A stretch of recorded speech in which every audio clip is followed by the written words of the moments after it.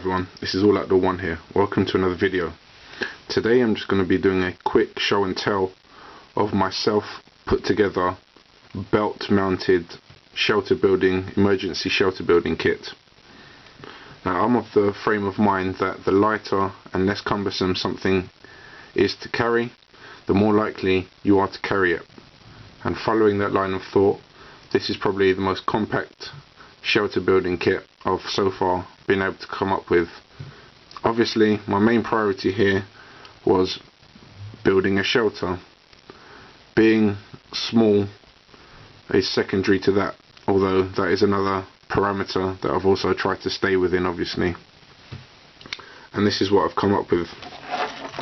As you can see, it's less than palm sized.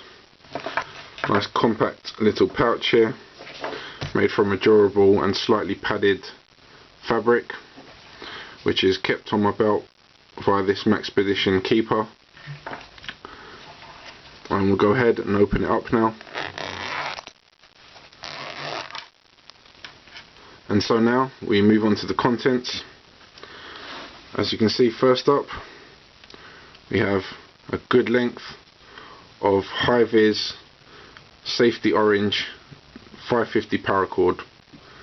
Needless to say, there are hundreds of uses for cordage in the wild, and it's something that is time consuming to manufacture, so it's always convenient to have a good length of cord with you at all times. As you can see, the 550 paracord has then subsequently been wrapped tightly with jute twine, which is a natural twine which has other uses apart from binding, namely fire lighting. This is a very good fire lighter. When you break the fibers apart, it takes a spark nicely. Alongside that, I again have another good length of paracord, which is just more or less loose in there for quick and easy access. This is more designated as part of the shelter building kit. The high-vis orange more for location marking. So again, two good lengths of cordage there. And next up we have probably the most important part of the shelter building kit, which is a reflective thermal blanket. All outdoors people will be familiar with these already. If not, this is just simply a plastic which has been sandwiched with a layer of kind of aluminium foil in the middle, which basically reflects a huge amount of your body heat or any other heat source back. You know, it's basically a good way to increase the efficiency of your fire. You can use a lot less material, a lot less fuel. Alternatively, it also makes for good roofing material in a rudimentary emergency shelter to keep you both warm and the water off you, as this is obviously waterproof if you use it correctly.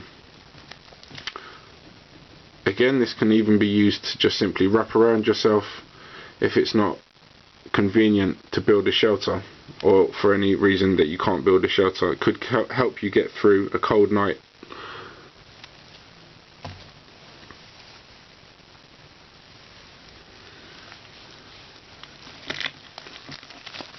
I'm actually going to place this back inside just to keep it tidy. Right, next up in here we have a useful little shelter building tool.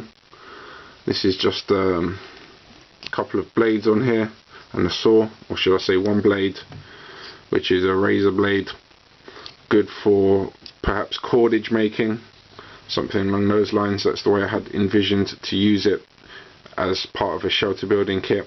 Obviously equally good for cutting the paracord or the other cordage to the required length.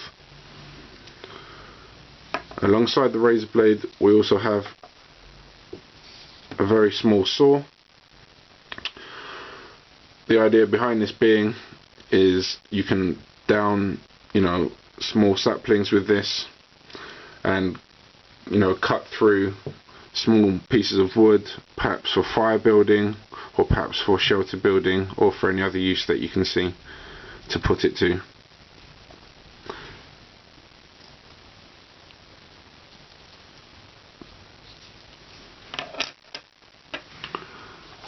Next up, another length of small nylon cordage. Various uses to this apart from shelter building, obviously trapping and even fishing.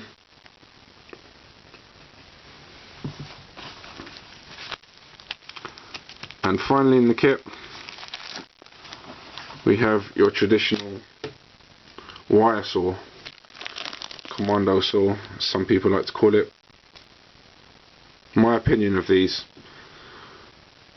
I have used them and they've got through actually pretty sizable boughs.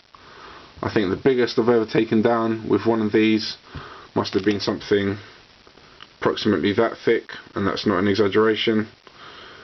You know, so a good sizable piece of wood. It probably couldn't take many, couldn't do a lot of cuts like that, but you could do a couple at least if you use this in the correct way without putting unnecessary strain on the saw.